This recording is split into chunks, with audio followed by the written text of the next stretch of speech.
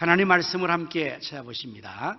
욥기서 1장 1절에서부터 5절까지의 말씀을 한 절씩 교독해서 읽도록 하겠습니다.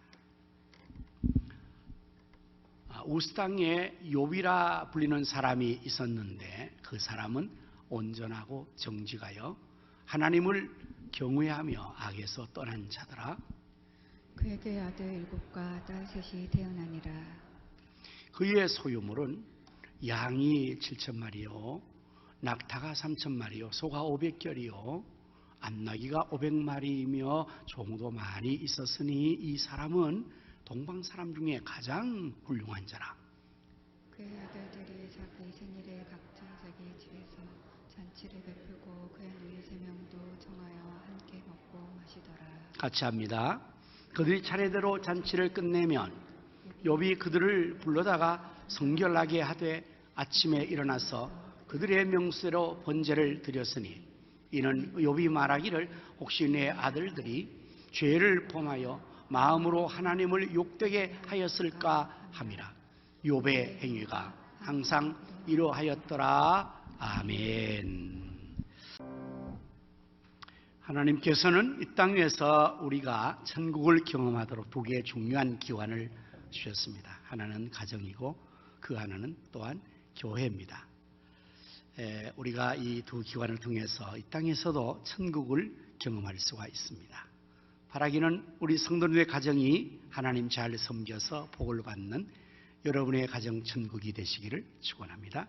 아울러 물론 우리 교회도 하나님 잘 섬겨서 교회 생활이 천국 같은 생활이 되기를 바랍니다. 우리가 이렇게 신앙 3대가 잘 세워지기를 원하여서 매월 마지막 주에 신앙 3대 통합 한가족 예배를 드리고 있습니다. 이것은 하나님께서 우리를 이 땅에 사는 동안의 가정을 통해서 믿음의 복된 가정을 잘 이루라고 명령하신 하나님의 말씀 명령에 근거한 것입니다. 하나님께서는 이스라엘 백성들에게 신명기 6장 4절 이하의 말씀에서 들으라 이스라엘이라 하고 하나님께서 가정에 대한 아주 중요한 신앙을 세울 것을 명령하셨습니다. 바로 여기에 이 히브리어 원어가 들으라 이스라엘이 쉐마 이스라엘로 되어 있어서 쉐마라는 것은 들으라라는 말씀이에요. 우리가 하나님 말씀을 잘 들으면 하나님께서 우리에게 명하신 복을 얻을 수가 있습니다. 우리가 말씀을 잘 들으면 사랑을 받죠. 우리가 자녀들이 부모의 말씀을 잘 들으면 부모의 사랑을 받을 것이고 우리 학생들이 선생님 말씀 잘 들으면 선생님의 사랑을 받을 것이고 놀라운 사랑과 혜택을 받게 되는 것입니다. 그래서 말 잘 듣는 것이 복이 됩니다. 우리 하나님 앞에서도 하나님 백성인 우리가 하나님 말씀을 잘 들으면 하나님께서 약속하신 복을 우리들에게 내려 주십니다. 그래서 이스라엘 백성들에게 하나님께서 들으라. 하나님 말씀을 귀로 듣고 마음으로 받고 손과 행동으로 행하는 것이 듣는 거죠. 그냥 한 귀로 듣고 한 귀로 흘리는 것은 잘 들었지만 그건 듣는다고 말하지 않습니다. 말 잘 듣는다는 것은 듣고 순종하고 행동하는 것을 의미합니다. 이렇게 한 가족이 다 함께 모여서 예배를 드릴 때 또 우리 자녀들도 부모 곁에서 함께 예배를 드리는데 오늘 여러분들 아마 여기 오케스트라에서 우리 김은우라는 우리 자녀가 처음 이제 바이올린을 지금 레슨을 배워가지고 선생님 곁에서 연주를 했는데 여러분 앞에 있는 분만 보셨을 거예요. 참 열심히 우리 자녀들이 이렇게 교회 생활하고 또 하나님을 잘 섬길 뿐 아니라 또 연주도 악기도 잘 배워서 하나님을 찬양하는 일을 지금 하게 되니 얼마나 참 가뿐한지 모르겠어요. 우리 한번 박수 한번 은우에게 한번 박수 한번 해줄까요? 김은우 일어났어요. 잘했어. 그래요. 잘했어요. 네. 이제 처음이라서 앞에 것만 하고 나중에는 다 못했는데 이제 다음에는 많이 연습해가지고 성가될 때 반주 같이 하면 참 좋을 거예요. 오늘 이 성경 말씀에서 아주 복된 가정을 이룬 믿음의 한 가정이 소개가 되고 있습니다. 바로 욥의 가정이고 욥이라는 사람입니다. 이건 어떤 사람일까요? 성경에 소개하고 있는데 1절을 한번 확인해 보시겠습니다. 우스 땅에 여위라 불리는 사람이 있었는데 그 사람은 온전하고 정직하여 하나님을 경외하며 악에서 떠난 자더라. 이렇게 되어 있어요. 이게 욥에 대한 소개입니다. 우스 땅에 살았던 믿음의 사람 욥은 온전하고 정직했다고 합니다. 하나님을 경외하여서 악에서 떠났다고 합니다. 하나님의 사람답습니다. 하나님을 잘 경외하는 사람의 모습이 바로 이러해야 될 것입니다. 오늘 여러분과 저도 우리 하나님을 경외하는 줄로 믿습니다. 하나님 경외하는 우리들도 욥과 같이 온전하고 정직하기를 바랍니다. 악에서 떠나고 하나님의 계명을 잘 지켜나갈 수 있기를 바랍니다. 하나님을 경외한다는 이 경외의 뜻은 두려움과 떨림으로 섬기는 것을 말합니다. 우리 하나님은 참으로 위대하신 창조주이십니다. 전능하신 능력자이십니다. 제가 늘 기도하는 대로 여러분도 아마 그렇게 믿고 고백할 것입니다. 우리 하나님은 지금도 살아 계시고 나라와 역사의 흥망성쇠를 주관하시는 분이세요. 나라와 역사를 하나님이 주관하시는 거예요. 얼마나 위대하십니까? 나라 역사뿐만 아니라 온 우주 세계를 다 하나님 주장하시는 그런 전능하신 능력의 하나님이시고, 또한 우리 인간의 생사화복을 주관하시는 분이세요. 우리가 살고 죽는 것이 그분의 손에 달렸다는 말씀입니다. 그러니 얼마나 참 위대하시고 어미로우신 분이십니까? 두려운 분이죠. 하나님을 섬기는 일을 지금은 이제 예배로 하지 않습니까? 구약에는 제사입니다. 그래서 구약에는 제사를 하나님께 드릴 때 특별히 대제사장이나 제사장들이 그 일을 백성을 위하여서 그 역할을 전문적으로 하는 그러한 제사장들이 있었습니다. 백성들은 제사를 드리기 위해서 제물을 가지고 나오면 뜰에서 그것을 받아서 제사장들이 그 제물을 다 이제 계명의 말씀대로 죽이고 각을 뜨고 해서 번제로 올려드리고, 또 성소에 들어가서 지성소에 들어가서 항상 하나님 섬기는 이런 일을 하게 되는데, 지금 여러분들이 아마 이 구약 시대의 성소와 지성소에 대한 것들을 연상하기 어려울 것입니다. 이제 쉽게 생각하시면 여기가 이제 성소라고 보면 이 앞부분에 강대상에 있는 여기를 가운데로 이렇게 막이 쳐져 있습니다.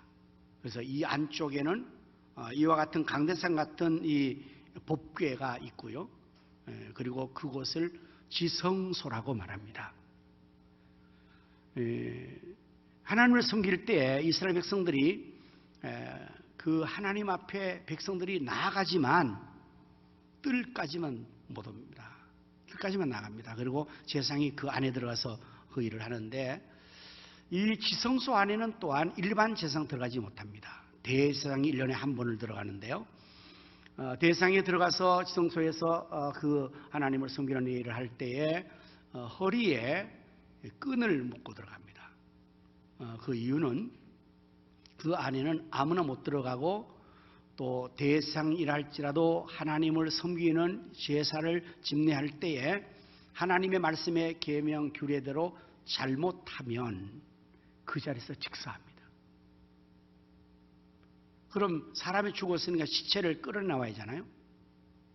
다른 사람이 들어가면 또 죽습니다.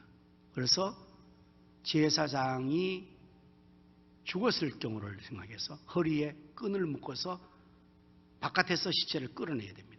그리고 제사장의 복장에는 방울이 달려 있습니다. 그래서 움직이면서 계속적으로 예배와 제사를 잘 하는 것이 바깥에서 소리가 들리도록, 방울 소리가 나면 살아서 잘 하시는 거예요. 그런데 제사로 들어갔는데 소리가 안 납니다. 방울. 그러면 죽은 거예요. 얼마나 하나님이 두렵습니까? 이게 바로 경외한다는 의미예요. 두려움과 떨림으로 하나님을 섬기는 거죠. 참 지금은 하나님의 은혜가 참 바다같이 넓고 강같이 흘러넘치고 우리 주 예수 그리스도의 십자가의 공로로 말미암아 우리가 정말 얼마나 큰 혜택을 입은지 모릅니다. 지금은 누구나가 다 담대히 나와서 이렇게 하나님 앞에 예배를 드리고 있고, 또 우리는 예배를 잘못 드린다고 예배 시간에 죽은 사람 하나도 없습니다. 아직까지. 예배 시간에 졸다가 죽었다. 구약 같으면 죽습니다. 찬송 부르는데 딴 생각하면 죽습니다. 기도하는데 다른 거 생각하면 죽습니다. 설교 때 다른 거 하면 죽습니다. 얼마나 무서운지 몰라요, 구약에는요. 근데 지금은 예수 그리스도의 그 은혜가 우리를 덮고 있기 때문에 우리의 죄와 허물과 부족이 있어도 하나님께서 그 아들 예수 그리스도의 십자가의 그 공로를 보시고 우리를 다 용납해 주셔서 여러분 졸아도 안 죽고 자도 안 죽습니다. 하나님의 은혜입니다. 하나님을 경외한다는 의미가 그런 것입니다. 하나님을 정말 소중히 여기고 두려움과 떨림을 하는 섬겨야죠. 예? 이게 마땅하거든. 그런데 우리가 하나님을 아주 허투루게 섬기거나 무시하거나 이렇게 하는 것은 정말 합당하지 않죠. 욥은 하나님을 경외하는 사람으로서 온전하게 정직하게 악에서 떠나서 이렇게 했습니다. 이것을 하나님도 인정하셨습니다. 본문 8절에 보니까 본문 8절에 욥기 1장 8절에 나올 때까지 저는 할 겁니다. 욥기 1장 8절에 안 나오네. 욥기 1장 8절 컴퓨터가 또 저기서 고집을 부리고 있군요. 자, 이제 드디어 나왔습니다. 여호와께서 사탄에게 이르시되 네가 내 종 욥을 주의하여 보았느냐. 그와 같이 온전하고 정직하여 하나님을 경외하며 악에서 떠난 자는 세상에 없느니라. 여러분 1절 말씀을 하나님이 그대로 반복하시죠. 1절의 말씀 그대로 온전하고 정직하여 하나님을 경외함으로 악에서 떠난 자를 세상에 없다. 얼마나 하나님 앞에 인정받은 겁니까? 지금 이것은 누구 앞에 얘기하는 것입니까? 사탄 앞에서. 사탄은 대적자죠. 참소자이고 악한 자인데 그에게 하나님께서 원수 대적 앞에서 욥을 인정하여 칭찬하는 것이고 인정하는 것입니다. 욥기서의 내용은 참 재미있는 스토리가 있죠. 그래서 욥기서를 참 읽으면 굉장히 흥미롭게 내용을 잘 파악할 수 있습니다. 여러분 오늘 집에 가셔서 욥기서를 한번 다 처음부터 읽어보십시오. 1장부터. 어느 날 사탄이 하나님 앞에 와 서 있습니다. 하나님께서 그에게 묻습니다. 너 어디서 왔느냐? 사탄은 말합니다. 내가 세상을 두루 다니다 왔습니다. 그래서 하나님 말씀하는 거예요. 너 그러면 동방의 우스 땅에 내 종 욥을 주의하여 보았겠구나. 이렇게 말합니다. 사단이 하는 일은 세상을 두루 다닙니다. 사탄이 왜 세상을 두루 다닐까요? 베드로는 이렇게 말합니다. 베드로전서 5장 7절 말씀에 근신하라 깨어라. 너희 대적 마귀가 우는 사자와 같이 삼킬 자를 찾아 두루다닌다. 사탄이 괜히 두루다니는 게 아니에요. 굶주려 울부짖는 사자처럼 먹잇감을 찾아다니는 거예요. 삼킬 자를 찾아다니는 거예요. 지금도 사탄은 쉬지 않고 두루다닐 겁니다. 오늘 예배드리는 현장에도 어쩌면 사탄이 두루다닐 겁니다. 삼킬 자를 찾아서 먹잇감을 찾아서 사탄은 두루다니는 거죠. 바로 이 사단 앞에 하나님께서는 욥을 칭찬하시는, 인정하시는 그러한 사람이었습니다. 그래서 성경 오늘 본문에서 통방에서 가장 훌륭한 사람이라고, 가장 훌륭한 사람이다. 정말 우리가 본받을 만한 신앙의 위인임에 틀림이 없습니다. 그런데 이 욥의 훌륭한 점은 이것으로 끝나지 않습니다.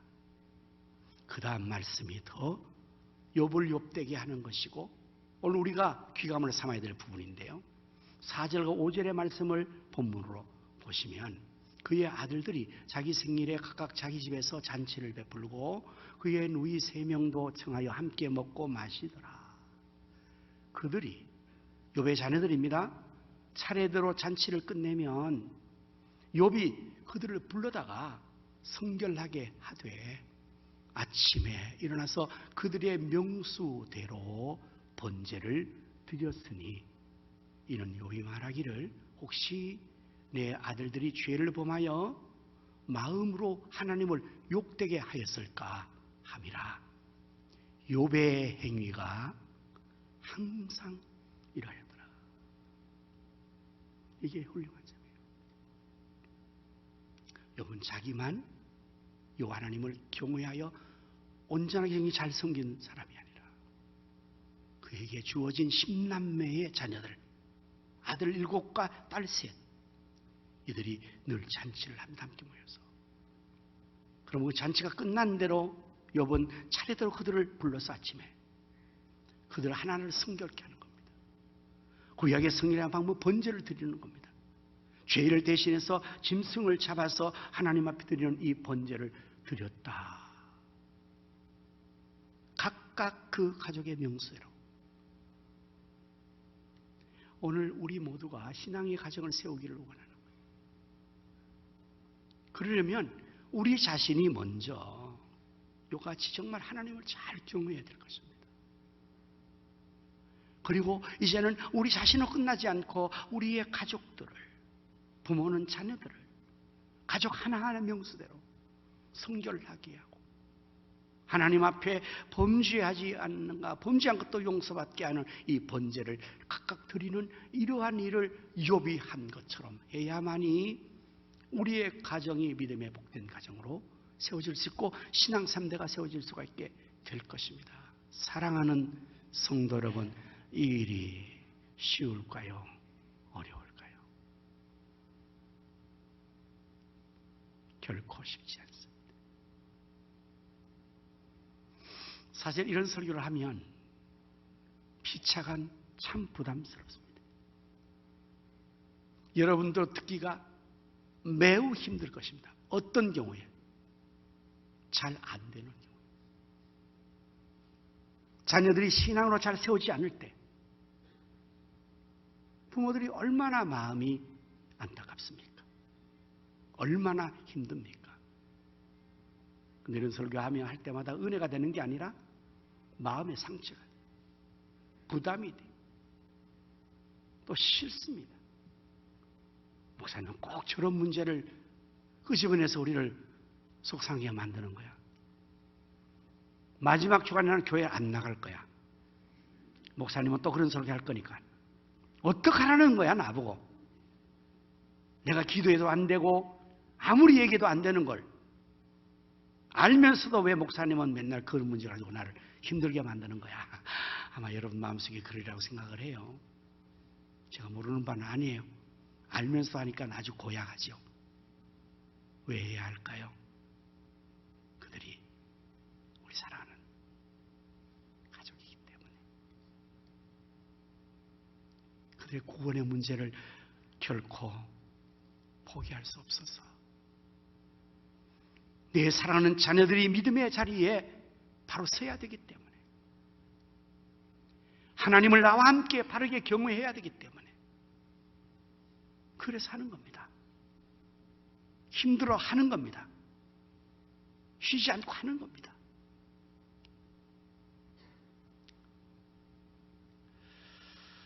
참 우리 성도님들이 이런 문제 때문에 너무 힘들어하는 것 제가 알고 있는데요. 우리 선배들도 다 그렇게 어렵게 지냈다고 합니다. 어떤 아주 성도님이 참 부인이 신앙이 좋아요. 남편은 교회를 안 나옵니다. 그런데 늘 새벽에 와서 눈물로 기도합니다. 남편이 하나님 앞에 함께 나와서 예배드리고 하나님 섬기면 좋겠다고. 근데 그 남편이 참 다른 거는 다 들어주는데 이 소원 하나를 안 들어주는 거예요. 남편이 나쁜 사람 같으면 아예 지옥 가게 내버려 두면 좋은데, 응? 아유, 각 지옥 가서 그냥 혼나라고. 근데 남편이 참 좋습니다. 사랑하는 남편입니다. 그럴수록 더 마음이 안타깝습니다. 그래서 늘 기도합니다. 기도하다가 하나님 앞에서 생각이 났습니다.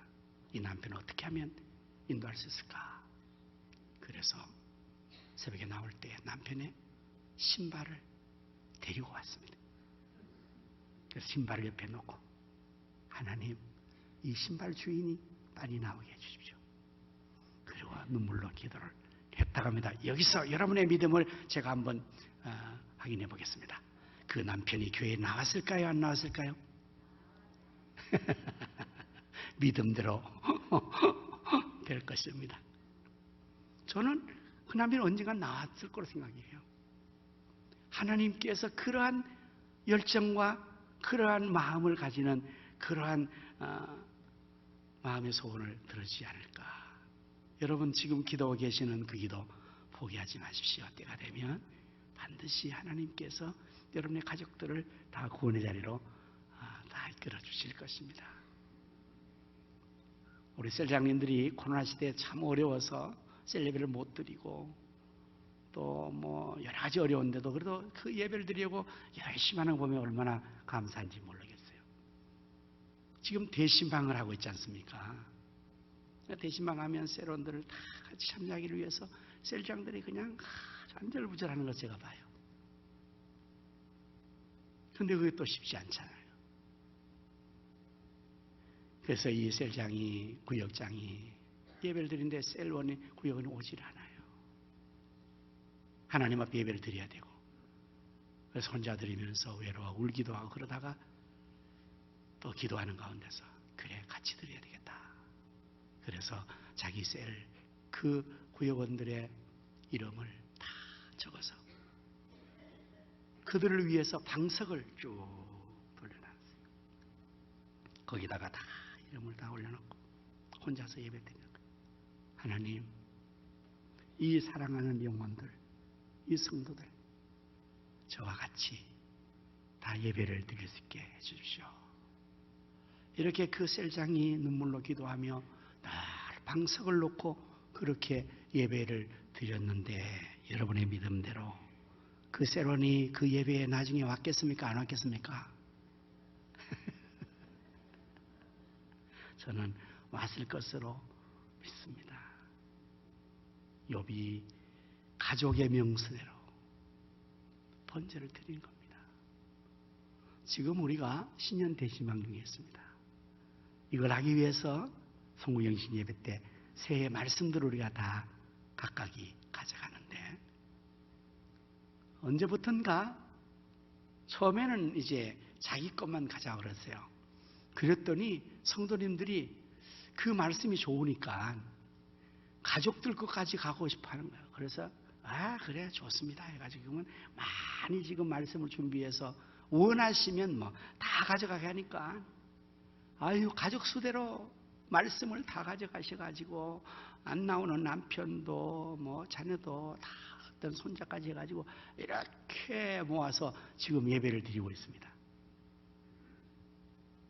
제가 그걸 보면서 이야 하나님께서 기뻐하시겠다. 그 남편 그 자식들 축복하겠다. 또 말씀을 이렇게 전하다 보면 너무 딱 맞는 말씀을 주신 거예요. 말씀대로 될 겁니다. 우리가 가족대로 명수대로 각각 하는 이 모든 일들이 그러한 사랑의 마음 때문에 하는 거 아닙니까? 그것이 바로 영적인 제사장입니다. 가정에 누군가는 그렇게 한 명은 해야죠. 누군가 한 명은 해야죠. 우리 교회는 그런 일을 지금 잘하고 있습니다.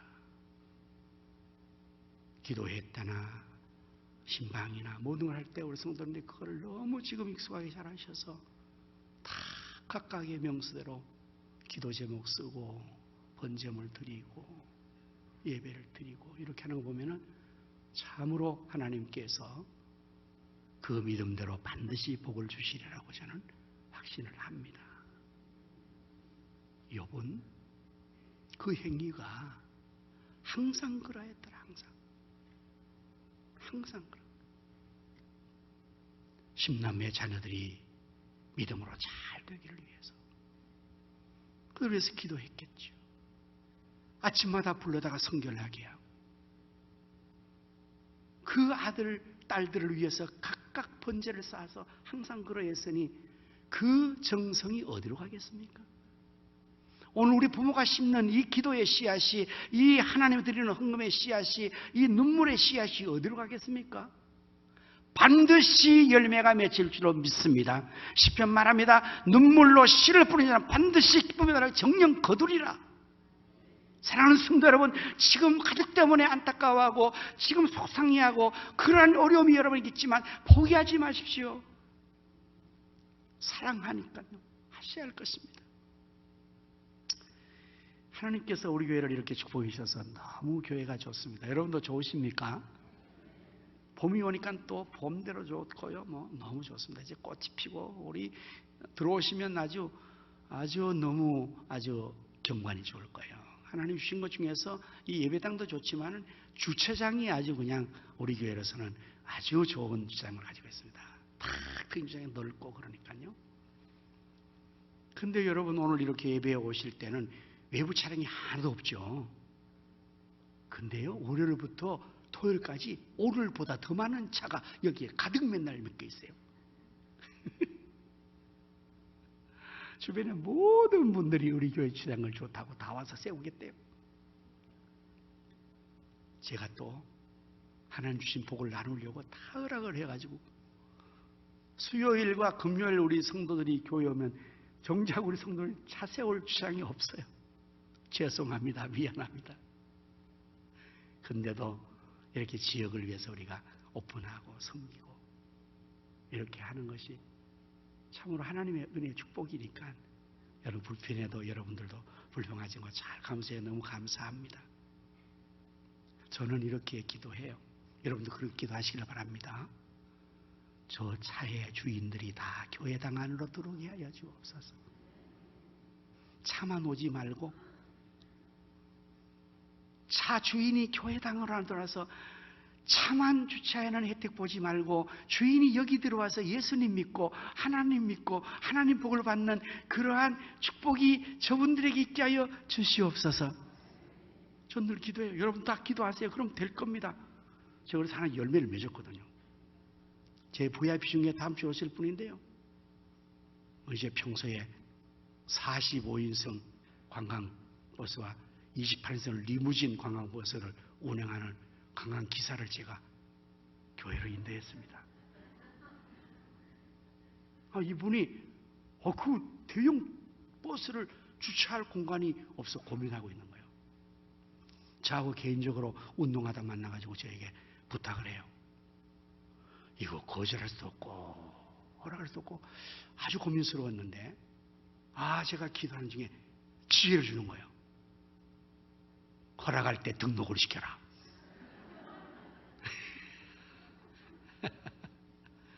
이분이 주일 토요일은 아주 성수기니까 못 옵니다. 지금도 운행 갔습니다. 그래서 수요일 날 등록시켰습니다. 평소에 이분이 너무 좋은 분이거든요. 이배우 씨, 여러분 기억하고 기도해 주십시오. 제가 운동화 만났는데 너무 사람이 착하고 성실하고 진실하고 또 믿음이 전혀 없는 게 아니라 미션을 나와가지고 혼자서 찬송을 콧노래를 하기도 해요. 됐다. 내가 기도하고 이번에 주장하려다가 어려워가지고 너무 막 그러는 가운데서 그렇게 해가지고 여러분 우리 가성교회에 대형 25인승과 28인승이 가성교회 것이 된 줄로 믿습니다. 우리 대구 사장 들으면 좀 기분 나쁘겠지만 주인이 오셨으니까 여러분 우리 각자 다 명수대로 하나님께서 복을 주시는데 여러분 영혼들을 품안고 지금 기도하시는 그 명수대로 여러분 번제치기 드리고 있을 거예요. 기도. 대상자를 기도하는 그게 번제입니다. 내 기도하기도 시간이 바쁘고 피곤한데 우리가 그분을 위해서 따로 기도하잖아요. 시간 날 때마다. 각각 명수대로 기도하지 않습니까? 각각 명수대로 번제를 드리고 각각 명수대로 하는 이것이 분깃이 그들에게 다 가는 겁니다.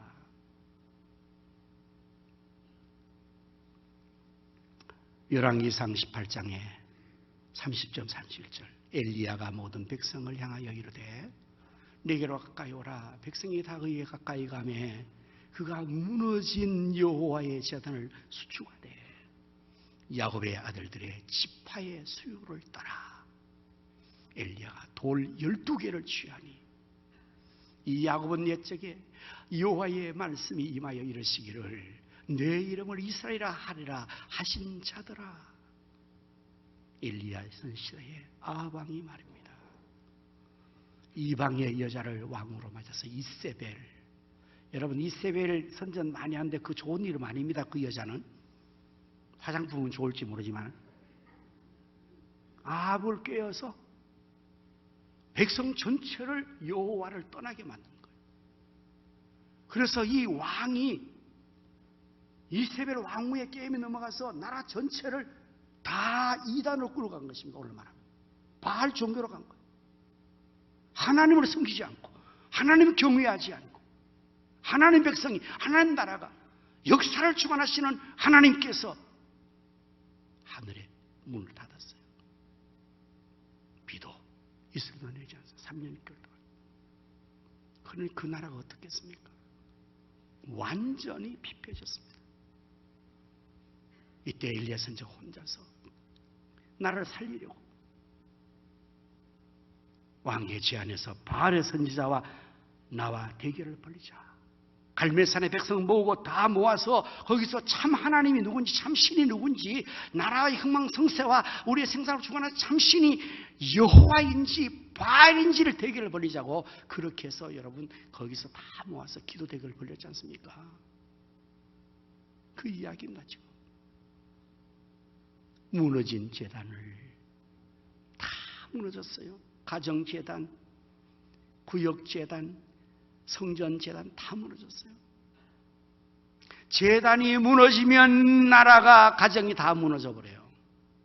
왜? 하나님께서 주관하시니까. 제단은 하나님과 관계를 쌓는 거거든요. 예배의 제단이, 주일 제단이, 가정 제단이, 셀 제단이 세워지는 그것만큼 여러분 그 관계된 것이 견고가 세워지는 거다. 왜? 하나님께서 영광 받으시고 축복하시는 것이고 제단이 없으면 하나님 임재하지 못해요.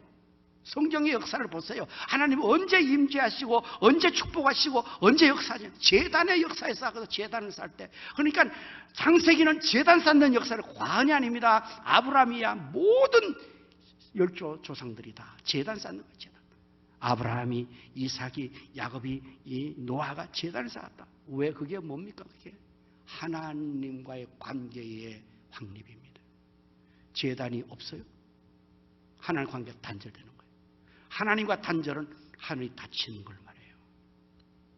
어쨌든 이러한 상황에서 엘리야가 혼자지만 그는 나라 백성 전체를 끌어안고 이스라엘 12지파의 각각의 이름으로 그 돌 12개를 취하여서 무너진 제단을 수축하고 거기에 기도를 해서 하나님과 받았다는 것입니다. 오늘 여러분 우리가 정말 나 자신의 믿음 생활을 욥처럼 잘 해야죠. 욥처럼. 이제는 그리고 나서 내가 내 가족의 명세로 자녀의 수대로 그리고 이 나라 백성을 살리기 위해서 내가 이 무너진 이 나라를 위해서 내가 기도의 제단을 쌓는 거예요. 예배의 제단을 쌓는 것입니다. 도매금으로 하는 것이 아니라 각각의 명세를 하는 것 중요해요. 왜 그렇습니까? 생명은 각각 따로 있는 거예요. 구원은 각각이 받아야 되는 것입니다. 하나님의 축복도 각각이 받아야 되는 것입니다. 그래서 명수대로 따로 해야 되는 것입니다. 우리 어린 자녀들이 제일 싫어하는 게 식당 가서 엄마 아빠가 같이 먹자 하고 자기 거 안 시켜줄 때 제일 속상하대요. 왜? 나도 따로 해 먹고 싶은데. 오늘 우리 모두가 하나님 앞에서 우리의 가정을 우리나라를 잘 세울 수 있기를 예수님의 이름으로 축원합니다. 아멘. 기도하겠습니다.